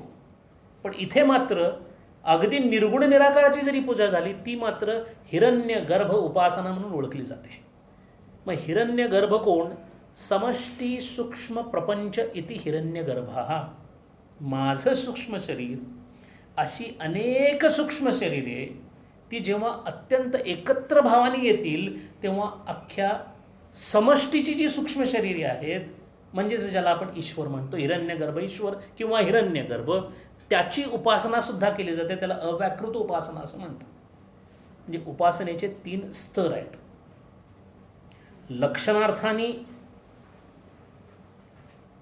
आपल्या उपास्य देवतेची उपासना चालू असते. आलंबनाने दगड लाकूड म्हणून काहीतरी समोर असतं. आणि या लक्षणार्थामध्येच उपासनेचा परिपोष जेव्हा होतो, तेव्हा हळूहळू तो निर्गुण निराकाराकडे जायला लागतो. सालिग्रामे विष्णू बुद्धीही, असं उपासनेचं वर्णन उपनिषदांमध्ये केलेलं आहे. इथला विष्णू जो आहे तो यौगिकार्थ न पुराणार्थ. हा विष्णू म्हणजे ज्याचं पद सर्वत्र पसरलेलं आहे, विष्णू असा तो. मूर्ती पश्चात संकल्पना, मूर्ती समोर ठेवायची, मूर्ती पश्चात संकल्पना ध्यायते, ती जी मनामध्ये संकल्पना आहे तिचं उपासना करायची. आणि त्याला दुसरं नावही आहे, निकृष्टे उत्कृष्ट बुद्धीही. समोर असणारी गोष्ट एकदम निकृष्ट आहे, त्याच्यात उत्कृष्ट बुद्धी लावायची, म्हणजे उत्कृष्ट जे काही आहे त्याचा अध्यारोप करायचा निकृष्टावर, त्याला उपासना म्हणतात. यत अपि निकृष्टम उत्कृष्ट अध्यारोपेन भजंती, याला उपासना म्हणतात. छांदोग्य उपनिषद हे पूर्ण उपासना कांड आहे, उपासनेवरच त्याच्यामध्ये लिहिलं गेलेलं आहे. आणि याच्यासाठी जी प्रतीक वापरलं जातं, ज्याला आलंबन असं म्हणतात, आधार रूपेन दंडहा, करांगुली, काही कोणती देवाचं, कोणती देव मांडण्यासाठी जे जे काही योग्य वाटेल ती सगळी गोष्ट. आणि कशी उपासना असावी, तैत्तरीय उपनिषदामध्ये लिहिलेलं आहे, उपासनम नाम तैलधारावत तुल्य प्रत्यय संतत्ती. तैलधारावत तुल्य इथंपर्यंत आपल्याला समजतं. प्रत्यय, प्रतीक सानिध्य सातत्य इति प्रत्यय. ज्याची उपासना करायची ते उपास्य दैवत सोडून मला दुसरं काहीही दिसत नाही.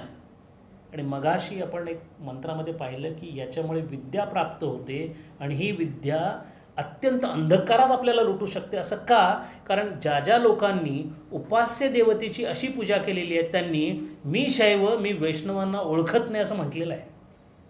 याचा अर्थ जो अहंभाव येतो विद्येमधून, उपासनेमधून विद्या जर कर्माशी समुच्चयात नसेल तर अहंभाव वाढण्याची शक्यता अत्यंत आहे. आणि अशा अहंभावामुळे होणारा जो दुःख आहे, होणारी जी नाश आहे, तो अविद्येच्या नाशापेक्षा मोठा आहे. आणि म्हणून तो मंत्र त्या पद्धतीने घ्यावा लागतो. असंकीर्णाच अतः प्रत्ययेयी, म्हणजे जेव्हा जेव्हा मी माझ्या उपास्य देवताची पूजा करेन, तेव्हा कोणताही दुसरा देव, कोणतंही दुसरं प्रतीक तिथं असणार नाही. याचा अर्थच असा आहे की एकाग्रतेसाठी, ध्यान एकाग्रता या दोन्ही एकत्र करण्यासाठी त्याच्या मनामध्ये असणारा विचार, समोर असणारं उपास्य दैवत आणि त्या दोहोंमध्ये असलेला संबंध हा सतत तैलधारवत असा राहिला पाहिजे. त्याच्यामध्ये दुसऱ्या कोणत्याही गोष्टीचा समावेश होता कामा नये. आणि म्हणून समर्थाने राम उपासना अशी केलेली आहे, तुकारामांनी विठ्ठल उपासना या पद्धतीने केलेली आहे. आणि आता महत्त्वाचा तिसरा एक मुद्दा याच्यामध्ये येतो, आणि मग आपण मंत्राकडे जाऊ. एक, आपण कर्माचे विविध पातळ्या, विविध हे पाहिले, ज्ञानाची अवस्था पाहिली, कर्माचे प्रकार पाहिले, उपासना साधारण कशी आहे हे पाहिलं, आणि सगळ्यात महत्त्वाचं म्हणजे मोक्षास हेतू कोण, कर्म की उपासना की ध्यान, हा त्यातला शेवटचा मुद्दा आहे. कर्म आणि उपासना हे मोक्षाला हेतू नाहीत असं शास्त्र सांगतं. ज्ञान हेच हेतू आहे. त्याचं कारण असं आहे की आत्मबंध जे आहेत, म्हणजे आत्म्याचं दर्शन न होण्याचे जे कारण आहेत, जे प्रतिबंध आहेत, त्याच्यावर असणारे जे बंधन आहे ते मिथ्या आहे. दोरीवर साप आहे असं वाटल्यानंतर कोणतं कर्म केल्यामुळे हे वाटायचं बंद होईल?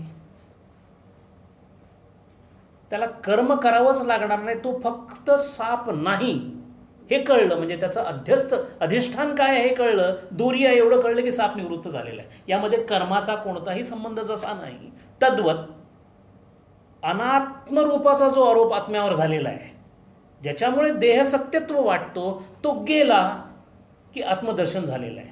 आणि तो गाण्यासाठी कर्म करावं लागत नसल्यामुळे, कारण तो कर्माचा विषयच नाही आहे, म्हणून कर्म हे आणि उपासना ज्ञानाला हेतू होऊ शकत नाही. आणि त्याचं कारणच सांगितले की आत्म्याचे बंध जे आहेत ते केवळ ज्ञानाने निवृत्त होतात. मगाशी सांगितल्याप्रमाणे कर्म ज्ञान यांचा समुच्चय होत नाही आणि कर्म उपासना याचा समुच्चय करून करावं असं म्हणतात. पण याच्यावर काही आपल्याला सहज वाटणारे जे आपल्याला शंका आहेत, त्यात शंका पूर्वपक्ष म्हणून इथे घेतलेल्या आहेत. समजा जर एखाद्या ज्ञानाने परत कर्म आणि उपासना केली नाही, मग त्याचं अंतःकरण परत मलिन झालं किंवा त्याच्या अंतःकरणात परत चंचलता आली तर, असा पूर्वपक्षाचा आरोप आहे की आपल्याला माहिती आहे की अंतःकरणामध्ये मी काहीच करत नाही आहे, मी ज्ञानी आहे, मी काहीही करत नाही, पण मी काहीही करत नसेल तर माझ्या अंतःकरणामध्ये परत वाईट विचार किंवा मलिनता येऊ शकते आणि परत चांचल्य वाढू शकतं. त्यामुळे पूर्वमतवाले असं म्हणतात की कर्म उपासना ज्ञान तिन्ही महत्त्वाचे आहेत. या उलट अद्वैत असं म्हणतं की अशा प्रकारची गोष्ट ज्ञानाच्या बाबतीत घडतच नाही. याचं कारण जो अमन आहे, ज्याच्या अंतःकरणातच संकल्प विकल्प नाहीत, त्याच्याकडून कर्म कसं होईल आणि उपासना तरी कशी होईल? आणि म्हणून कबीर जे म्हणतात की कबीरा वा घर मेरा जहाँ पूर्ण पुरुष हमारा, जहाँ दिन नहीं रैन नहीं, नहीं सूरज नहीं चंद्रमा, नहीं पाप पुण्य पसारा. तिथे हेही नाही आणि तेही नाही, कारण जिथे सुख नाही आहे तिथे दुःख आहे.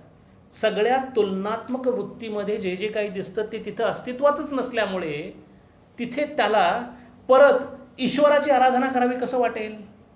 कारण ईश्वराची आराधना म्हणजेच उपासना तेव्हा होऊ शकते जेव्हा उपास्य देवता जो करतो उपासना त्याच्यापासून वेगळी असली पाहिजे. पण ज्ञानाच्या बाबतीत सर्वम एकत्वम अनुपश्यत, आत्मा आत्म्याची पूजा कशी करू शकेल? सर्वत्र शुक्रम शुद्धम नित्यम बुद्धमुक्त असं असल्यामुळे त्याच्याकडून अशी गोष्ट घडू शकत नाही. आणि म्हणून ते असं म्हणतात की ब्रह्मवेत्ता तो असल्यामुळे त्याला कर्तव्यभ्रांती नाही, म्हणून त्याला कर्माचा अधिकार नाही. आणि तसेच वेदामध्ये वर्णाश्रम सांगितलेले आहेत, जातीप्रमाणे काही गोष्टी सांगितलेल्या आहेत, म्हणजे ग्रुप्स केलेले आहेत, आश्रम सांगितले आहेत, वर्ण सांगितलेले आहेत.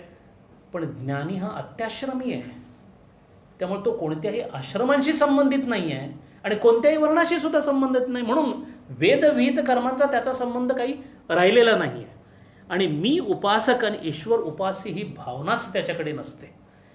पुढे ते असं म्हणतात, एवढ्या सगळ्या कारणामुळं ज्ञान हे कर्म उपासनेच्या विरुद्ध आहे. म्हणून कर्मासाठी जे केलं, उपासनेसाठी जे केलं तेच मी ज्ञानासाठी करेन हे शक्य नाही. आणि मग प्रश्न असा येतो की सगळं मी केलं पण आत्मदर्शन झालेलं नसेल तर मी काय करावं?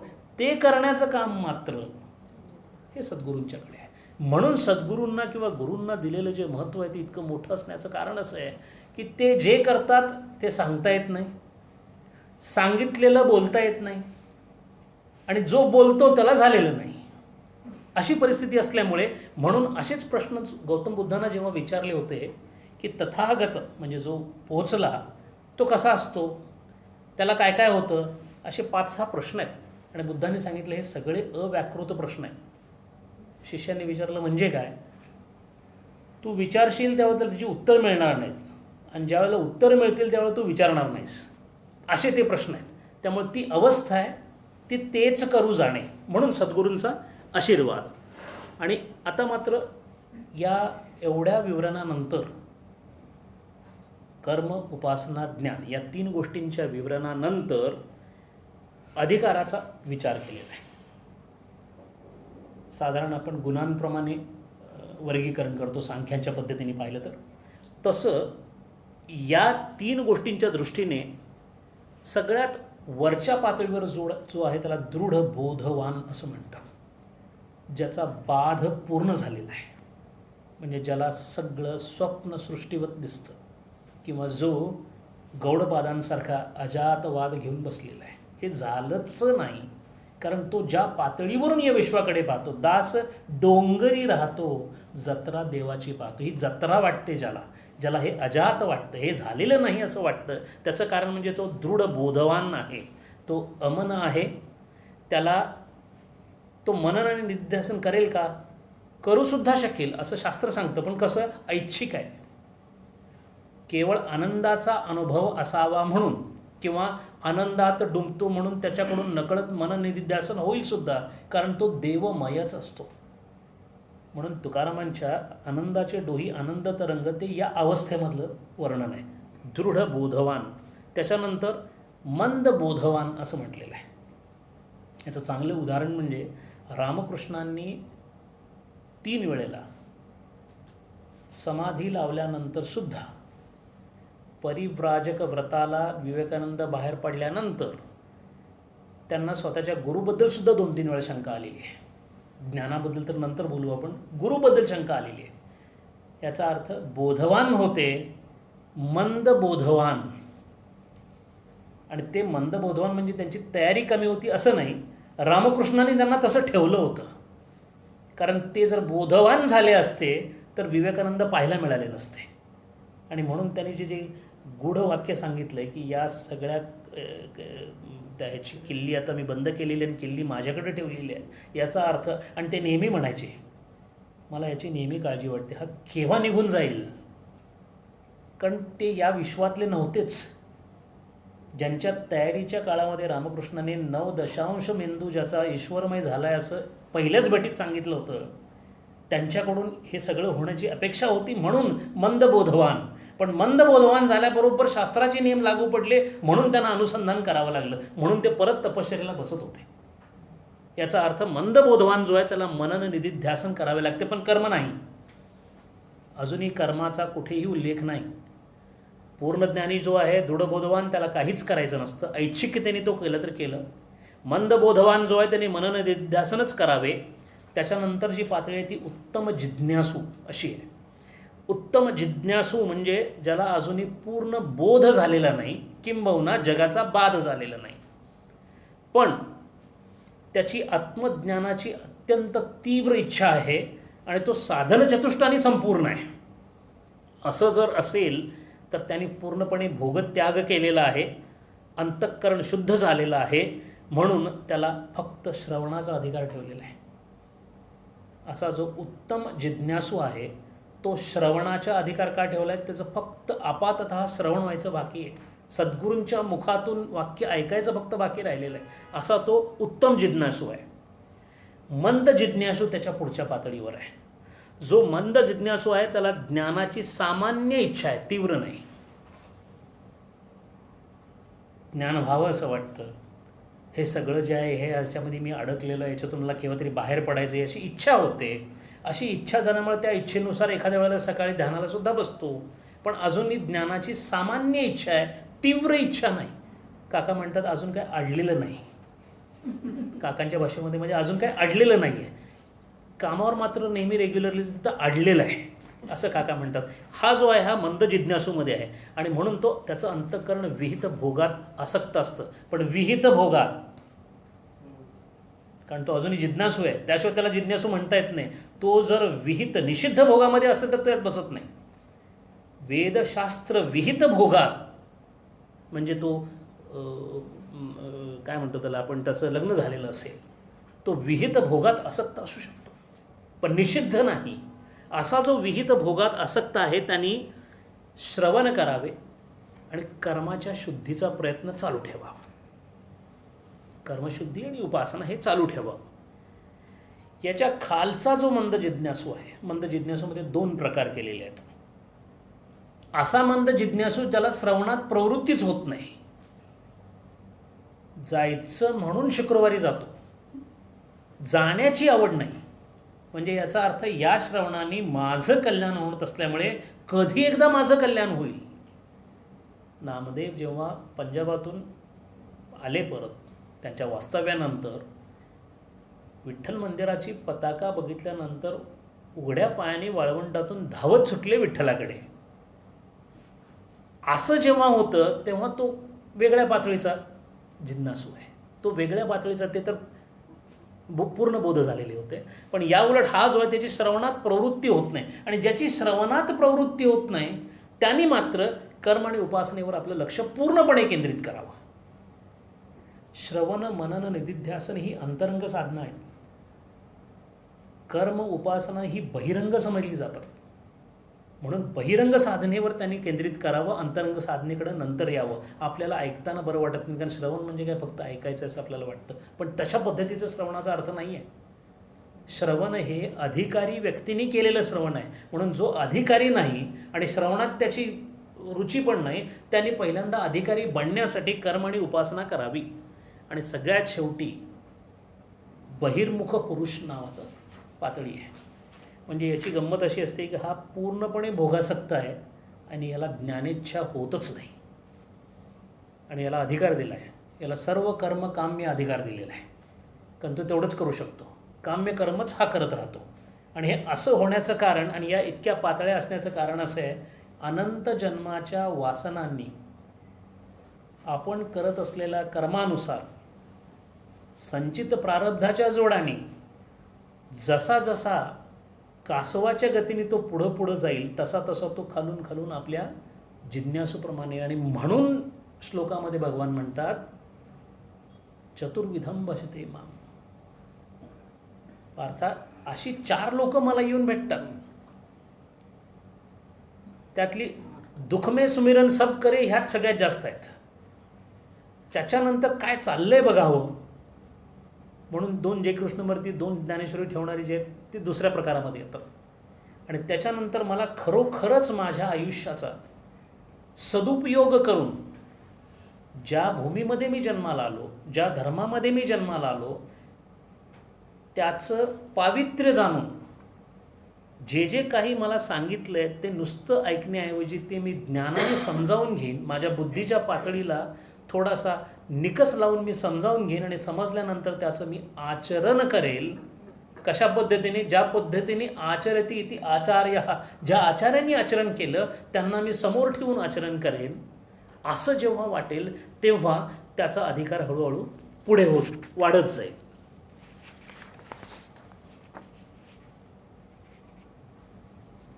आणि एक शेवटचा मुद्दा त्याच्यामध्ये असा आहे की कर्म आणि ज्ञान आत्तापर्यंत पाहिलं की या दोन्हींचा समुच्चय होऊ शकत नाही. कर्म वेगळं आहे, ज्ञानाची पातळी वेगळी आहे, हे दोन्ही एकामेकांमध्ये मी मिसळूच शकत नाही, त्यांचा समुच्चय होऊ शकत नाही. पण एक वेगळ्या पद्धतीने, आणि याच्यातला थोडासा भाग मंदाताईंनी आपल्या प्रवचनांमध्ये 1-2 वेळा सांगितलेला पण आहे. कर्म करण्याचा मागचा हेतू काय आहे? शास्त्रांनी पहिल्यांदा तो प्रश्न विचारला आहे.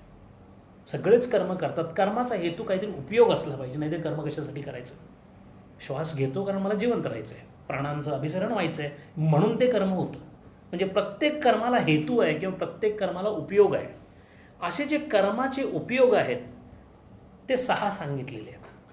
एक तर कर्माने उत्पत्ती होते, नसेल तर कर्माने नाश होतो. कर्माने प्राप्ती होते, नसेल तर कर्माने विकार होतो. आणि सगळ्यात शेवटचं म्हणजे कर्माने संस्कार होतो. या 5च गोष्टी होतात.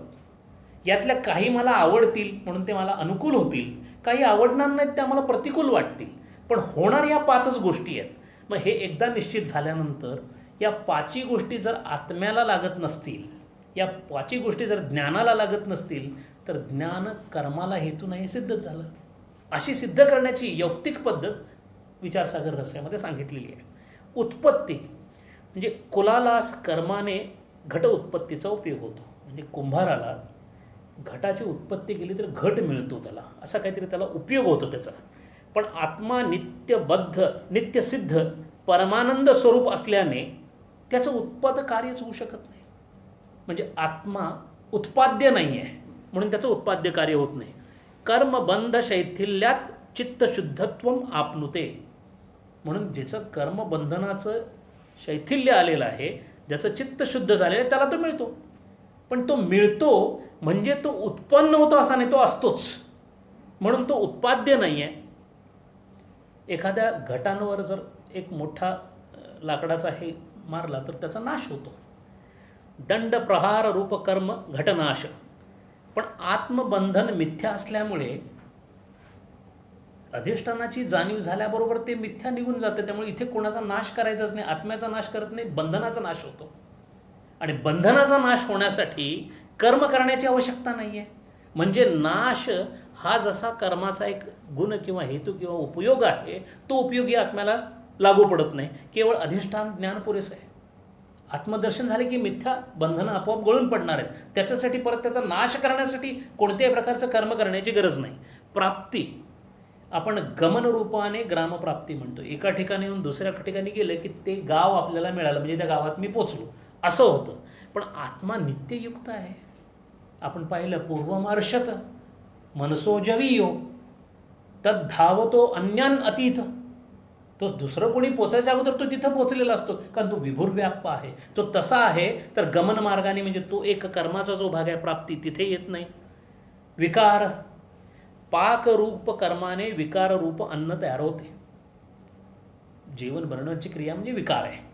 अशा पद्धतीने जर पाहायला गेलं तर अन्य रूपप्राप्ती असली पाहिजे.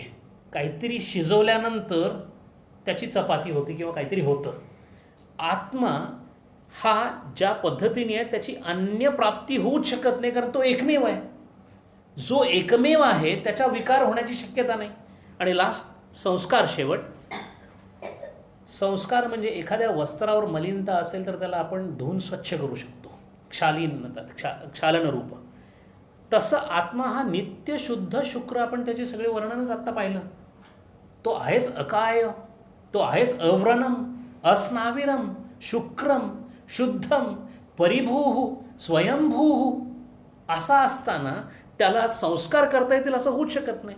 अशा 6 प्रकारचे कर्माचे गुण ज्याला लागत नाहीत तो कर्माने कसा साध्य होईल. म्हणून कर्म ज्ञानाला हेतू नाही. असे इतके याची जी काय म्हणतो त्याला संदर्भ आहेत मंत्राचे ते इतके आहेत.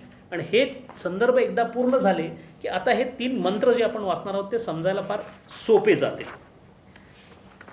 9वा मंत्र जो आहे तो असा आहे. अंधम तमहा प्रविशन्ति ये अविद्याम उपासते. जे अविद्येची उपासना करतात, अविद्येची म्हणजे कर्माची, इथे अविद्या म्हणजे कर्म. जे अविद्येची उपासना करतात अंधम तमहा प्रविशन्ति, घोर अंधकारात ते प्रवेश करतात. ततो भूय इवते तमो, ततो भूय त्याच्यापेक्षाही जास्त इवते तमो कोण यऊ विद्यायाम रतः. जे उपासनेमध्ये गुंतलेले आहेत ते त्याच्याही पेक्षा अधिक अंधारामध्ये प्रवेश करतात. हे कसं शक्य आहे आत्तापर्यंत सांगितल्या विवरणाने आता ते स्पष्ट होईल. केवळ मंत्र वाचून स्पष्ट होणं अवघड आहे. आणि म्हणून आचार्य सांगतात कथम पुनरेव अवगम्यते न तू सर्वेषाम इति. तुम्ही असं कसं म्हणता की हे कर्म सर्वांसाठी नाही आहे. त्याचं उत्तर उच्यते अकामिनः साध्य साधन भेद उपमर्देन. जो अकामीन आहे, ज्याच्या मनातून इच्छा पूर्णपणे निवृत्त झालेली आहे, असा जो आहे तो साध्य साधन भेद उपमर्देन. साध्य पाहिजे आणि साधन पाहिजे. निष्काम कर्म करायचं आहे म्हणजे मग फलाची अपेक्षा ठेवायची नाही, कारण एक साध्य आहे, एक साधन आहे, काहीतरी साधायचं आहे. उपासना करायची कारण उपास्य देवतेला साधायचं आहे.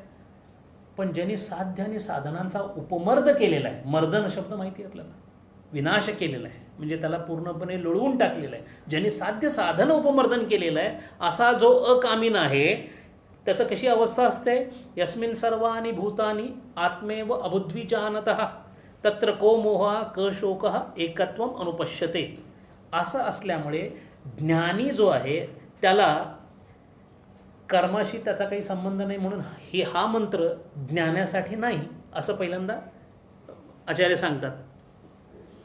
इह तू समुचित इषया अविद्वत आदी निंदा क्रियते. आता इथे कर्म आणि उपासनेला जो थोडासा उपहास केलेला आहे, त्याची थोडी निंदा केलेली आहे, ती कशा दृष्टीने केली आहे? समुचिय इषया. काही लोक कर्म आणि उपासनेचा अधिकार ज्ञानापर्यंत नेऊन पोचण्याची जी चेष्टा करतात ती चुकीची असल्यामुळे थोड्या निंदत्वानी हे सांगण्यात आलेलं आहे. तत्रच यस्य येन समुच्चयः संभवति न्यायतः शास्त्रतो वा तदीह उच्यते यत् दैवं वित्तं देवता विषयं ज्ञानं कर्म संबंधात्वेन उपन्यस्तं न परमात्मनं. न्याय व शास्त्र यांच्या अनुसार ज्यांच्याशी समुच्चय होऊ शकतो तेच इथे सांगितलेले आहे. इथे कर्मसंबंध रूपाने देववित म्हणजे देवता विषयक ज्ञानाचा उल्लेख केलेला आहे, परमात्म ज्ञानाचा नाही. ही मंत्रांची जी आता खुलासा आहे हा त्या संदर्भामुळे थोडासा सोपा होत जाईल.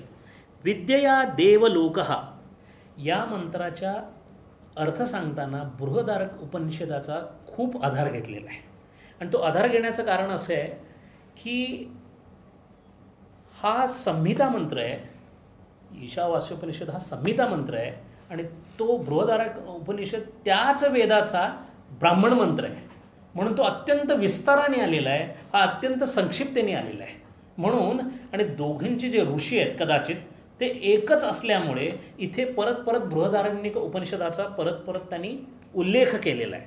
आणि आत्ता आपण जे उपासना त्याचं फल, कर्म त्याचं फल, ज्ञान कर्म आणि उपासना या तिन्हींचा संबंध हा जो पाहिला तो सर्वच्या सर्व बृहदारक उपनिषदाच्या पहिल्या अध्यायातल्या 5व्या वल्लीमधल्या 16, 17, 15, 16, 17, 18 या 4 श्लोकांमधून आलेला आहे.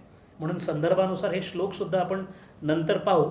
पण इथे आत्ता या मंत्राच्या दृष्टीने ते असं म्हणतात, तयोः ज्ञानकर्मणि इह एकैक अनुष्ठान निंदा समुच्चय इषया न निंदा पर एव एकैकस्य पृथक् फलश्रवणात् विद्यया तत् आरोहन्ति विद्यया देवलोकः न तत्र दक्षिणा यान्ति कर्मणाः पितृलोकः इति.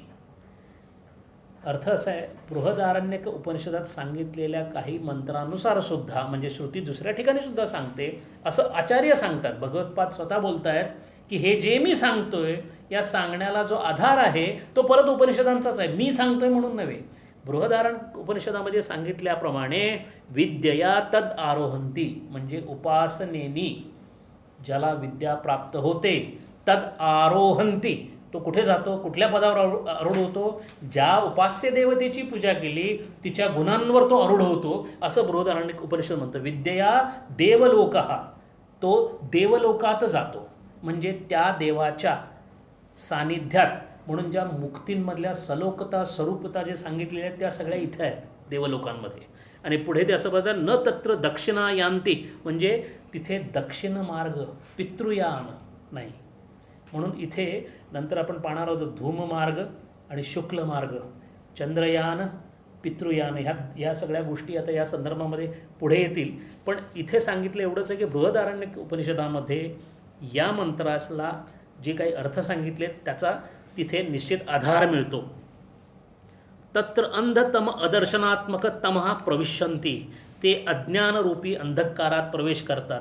कोण प्रवेश करतात? के ये अविद्यां विद्यया अन्या अविद्यां ताम कर्म इत्यर्थः.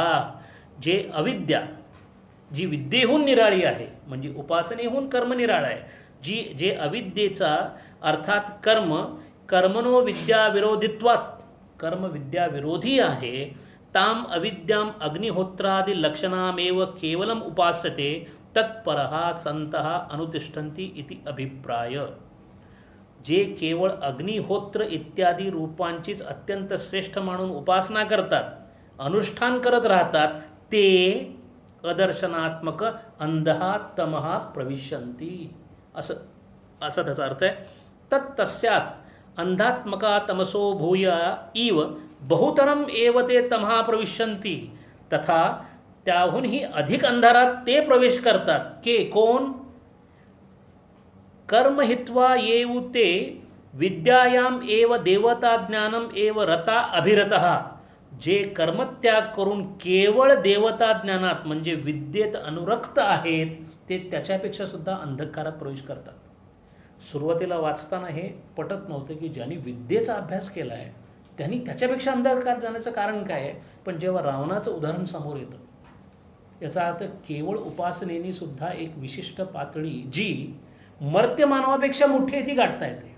पण तुलनात्मक अपेक्षार्थाने जर पाहिलं तर ती एक अत्यंत अधोगतीची पातळी आहे. कारण अशा प्रकारच्या देवता गुणांचा प्राप्ती झाल्यानंतर त्याच्यामध्ये असणारा जो अहंकार आहे तो प्रचंड प्रादुर्भावाने वाढतो. आणि तो वाढण्याचं कारण म्हणजे चित्तशुद्धी नसल्यामुळे, म्हणजे ज्याला असं आपण म्हणतो की अत्यंत हुशार माणूस अत्यंत घृणास्पद कार्याला जर प्रवृत्त झाला तर त्यांनी केलेला नाश हा अज्ञानी माणसाच्या नाशापेक्षा फार मोठा असतो. अशा तुलनात्मक यांनी असं सांगितलेलं आहे. तत्र अवांतर फलभेदम विद्या कर्मणो समुच्चय कारणाम आह अन्यथा फलवत अफलवतो सन्नीतो यो अंगागितम एवं स्यात् अर्थः. विद्या आणि कर्म यांच्या अवांतर फलभेदामुळे समुच्चय कारण इथे सांगितलेले आहे. दोघांच्या फलामध्ये भेद आहे. उपासनेचे फल वेगळे, कर्माचे फळ वेगळे, म्हणून दोघे अंगी आहेत. ज्याला अंग म्हणजे भाग, शरीर अंगी आहे, हस्त हा अंग हा, या अंगीचा हे अंग आहे. पण कर्म आणि उपासना तशी नाही. कर्म अंगीही उपासना अंगीही, कारण दोघांची वेगळी वेगळी फळं आहेत. म्हणजे दोघंही स्वयंभू आहेत फळं देण्यासाठी आणि म्हणून या दोहोंचा समुच्चय होऊ शकतो. पण ज्याच्यापासून फळाची उत्पत्तीच नाही त्या ज्ञानाशी याचा मात्र कधीही समुच्चय करू नये असा या 9व्या मंत्राचा अर्थ आहे. आपण 10वा आणि 11वा मंत्र पुढच्या वेळेला पाहूया. हरिओम. ओम पूर्णमदः पूर्णमिदं पूर्णात् पूर्णमुदच्यते पूर्णस्य पूर्णमादाय पूर्णमेवावशिष्यते. ओम शांति.